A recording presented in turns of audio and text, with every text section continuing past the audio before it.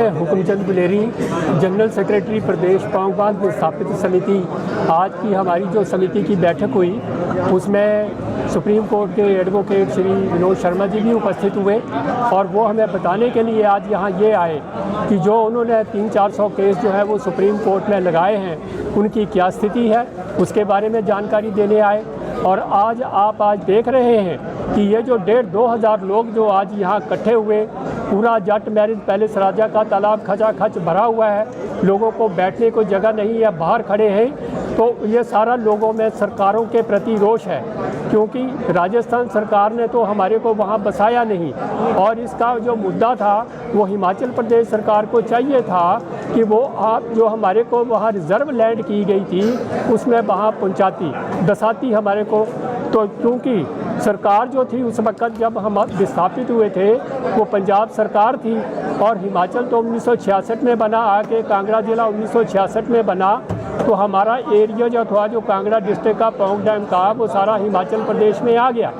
लेकिन हमें आज दुख होता है कि हमने सभी सरकारों के आगे, मुख्यमंत्रियों के आगे, सेक्रेटरी रेवेन्यूज़ के आगे, जिलाधीश, उपायुक्त, राहत एंड पुनर्वास के कार्यालयों में आज पिछले 50 सालों से जो है वो चक्कर लगा रहे हैं और हमारे पौंग डैम हॉस्टी जो है वो दर दर भटक रहे हैं। ये जो वकील साहब ने जो सुप्रीम कोर्ट में अभी केस लगाया है, पिछले महीने जो केस लगाया है और जिसकी कुछ समाचार पत्रों में भी पौंग डैम हॉस्टीज़ को सूचना मिली, तो पौंग डैम हॉस्टियों में इतना उत्साह पैदा हो गया कि अब हमारा जो है वो सिर्फ सुप्रीम कोर्ट ही इसका कोई हल निकाल सकती है।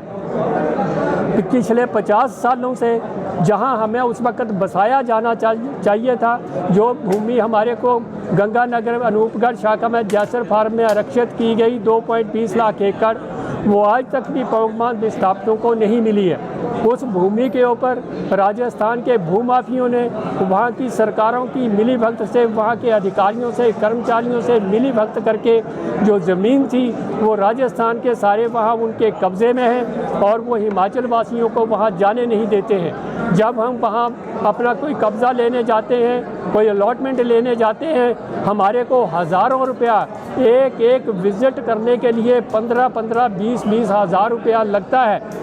हमारे को दुख की बात यह है कि जो गंगानगर में जो लैंड रिज़र्व की गई थी वो उसका हिमाचल प्रदेश सरकार ने उस मुद्दे को क्यों नहीं उठाया। वो उस ज़मीन को जो आरक्षित के बीच में हमारे यहाँ ऑस्ट्रीज यहाँ बैठे थे और उनके मुरब्बे जो थे वो जाली दस्तावेज़ों के ऊपर राजस्थान में बिकते रहे।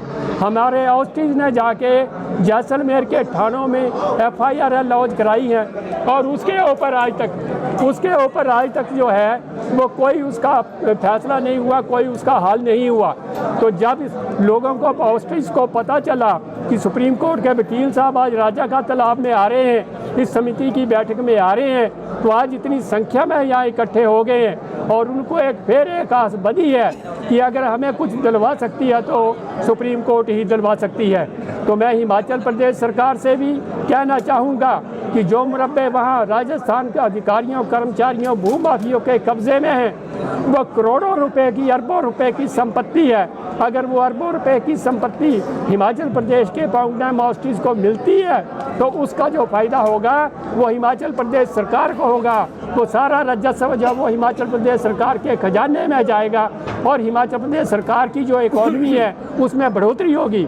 मैं मुख्यमंत्री जी से, ठाकुर सुखविंदर सिंह सुक्खू जी से और जो रेवेन्यू मिनिस्टर श्री जगत सिंह नेगी जी हैं, मैं उनसे अनुरोध करना चाहूँगा कि वो इस मैटर को बड़ा सीरियसली लें, वो पौंग डैम हॉस्टीज़ के साथ वो बात करें, यहाँ कोई सम्मेलन रखें, हम उस सम्मेलन को करने के लिए तैयार हैं और वो रूबरू हो पौंग डैम हॉस्टीज़ के साथ और उनकी बातें सुने कि उनकी क्या दुर्दशा है और उनका वहाँ क्या हालत हो रही है। इस पौंगबाद विस्थापित समिति का अध्यक्ष हूँ और इस नाते आज हम कई सालों से सन 1992 से लेकर बल्कि 72 से इस चीज़ को हम लड़ रहे हैं कि पौंग डैम वासियों को न्याय मिले, लेकिन आज तक किसी भी सरकार ने हमें न्याय नहीं दिलाया। बल्कि उसका उल्टा किया। बॉर्डर पर, पाकिस्तान के बॉर्डर पर जहाँ पक्षी नहीं पहुँच सकता वहाँ हमें ज़मीन दी जा रही है। जहाँ जो BSF के जवान है पापड़ रेत पर पापड़ भूनकर खाते हैं, वहाँ पर हमें ज़मीन दी जा रही है। आबादी वहाँ के कोसों किलोमीटर दूर है, वहाँ हमें ज़मीन दी जा रही है और हमें वहाँ बांग्लादेशियों जैसा व्यवहार किया जाता है। राजस्थान का प्रशासन जो है हमें वहाँ का थर्ड नागरिक समझता है, यहाँ तक कि हमें नागरिकों के पूरे अधिकार भी वहाँ नहीं दिए जा रहे हैं। जो हमारी आने वाली पीढ़ी हैं उनके नाम ज़मीन दर्ज नहीं हो सकती, वो मना कर देते हैं सीधे अधिकारी, और एक भ्रष्टाचार का एक बहुत बड़ा मसला जो है वो तैयार हो रहा है। इसलिए हम मजबूर हैं सुप्रीम कोर्ट में जाने के लिए। जो समझौता सन 1980-81 में हिमाचल सरकार ने किया था कि 220 लाख एकड़ ज़मीन में ये पाउंड डैम हाउसी को बसाया जाएगा, यदि उसमें नहीं बसते हैं तो सेम शर्तों पर, सेम कंडीशनों पर हिमाचल में ज़मीन दी जाएगी। उस समझौते को हिमाचल सरकार लागू तो क्या कर रहे हैं, उसको पढ़ और सुन, उसके बारे में सुन नहीं रही है। यहाँ तक कि उसके बारे में माननीय हाई कोर्ट शिमला ने एक जजमेंट दी थी कि हिमाचल सरकार ज़मीन खरीदे, लोगों से ज़मीन खरीदे और पाउंड डैम हाउसियों को ज़मीन वो बांटे, और उसका जो खर्चा है वो राजस्थान सरकार बैन करेगी। परंतु हिमाचल सरकार ने उस पर कोई कार्रवाई नहीं की, उस चीज़ को दबा दिया गया, क्योंकि वहाँ उस समय भारतीय जनता पार्टी की सरकार थी जिन्होंने आज तक हमारी एक भी नहीं सुनी और एक भी बात को सिरे नहीं चढ़ने दिया, बल्कि उल्टा किया। जहाँ तक प्रशासन अधिकारी जो हमारे कार्य से लगे हुए थे उनको भी बदल करके दे गया, क्योंकि प्रशासन में उस समय राजस्थान के जो लॉबी थी वो भ्रष्टाचारी लोग थे, उनके साथ हमारे बड़े अफसरों के साथ तालमेल था और वो भ्रष्टाचार कर रहे थे। ये लॉबिंग होती है इस काम की जो बड़े स्तर पर होती है।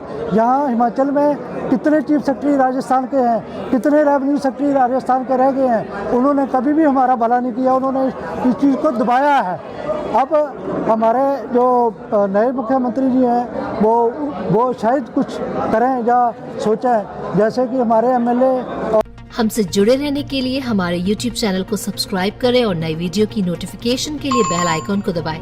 अगर आप ये वीडियो Facebook पर देख रहे हैं तो लाइक जरूर करें और ज्यादा से ज्यादा शेयर करें। इसी तरह के और भी अपडेट्स के लिए फॉलो करें हमारा Instagram पेज himachal.kesri।